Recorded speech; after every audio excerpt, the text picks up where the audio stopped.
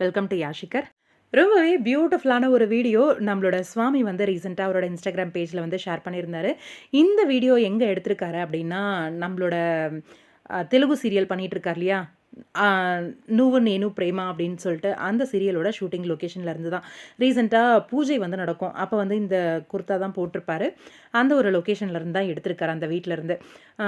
விஜய் இங்க தான் இருக்காரு. மேபி தெலுங்குல இவர் தான் அசிஸ்டன்ட்டா அப்படின்னு தெரியல. ஆனா ஏன்னா அந்த வீடியோ கேப்சர் பண்ணது வந்து விஜய். அங்க கீழ வந்து கேப்ஷன்ல "கண்ணம்மா" அப்படின்னு சொல்லி போஸ்ட் பண்ணியிருந்தாரு.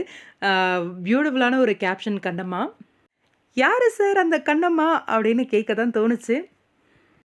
"காயங்கள் ஆற்றும் தலைக்கோதி தேற்றும்" அப்படின்னு சொல்லி ரொம்பவே பியூட்டிஃபுல்லான ஒரு பேக்ரவுண்ட் சாங்கு. அதுக்கு அழகான ஒரு பியூட்டிஃபுல்லான ஒரு ரியாக்ஷன்ஸ்லாம் குடுத்து ஒரு வீடியோ வந்து ஷேர் பண்ணியிருந்தாரு. கண்டிப்பா இப்பல்லாம் நம்ம ஹீரோ சுவாமி வந்து ஃபேன்ஸ என்டர்டெயின்மென்ட் பண்றதுல வந்து கொஞ்சம் கூட குறைவே வைக்கிறதில்ல அப்படின்னு தான் சொல்லணும்.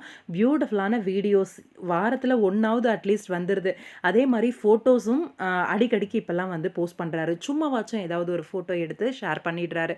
போஸ்ட்டா வருது, இல்லன்னா ஸ்டோரியா வருது. ரொம்பவே ரசிகர்கள வந்து அவங்களோட ஆசைய நிறைவேத்தணும். நம்பள வந்து இந்த அளவுக்கு அன்பு குடுக்குறாங்க அப்படின்னா, அவங்களுக்கு ஏதாவது செய்யணும் அப்படின்ற மாதிரி, இந்த ஒரு சின்ன சின்ன விஷயங்கள் வந்து அவங்க என்ஜாய் பண்ற மாரி போஸ்ட் பண்ணிட்டு இருக்காங்க. பார்க்கும்போதே ரொம்பவே நல்லா இருக்கு. ரசிகர்களும் ரொம்பவே ஆசைப்படுவாங்க. இந்த மாரி ஆஃப் ஸ்க்ரீன்ல அவங்களோட வீடியோஸ், பிக்ஸ் எல்லாம் பார்க்கணும் அப்படின்னு சொல்லி, அவங்களுக்கு எல்லாருக்கும் இந்த வீடியோ ஒரு பெரிய ட்ரீட்டா தான் அமையும் அப்படின்னு நினைக்கிறேன். ரொம்பவே பியூட்டிஃபுல்லா இருந்துச்சு.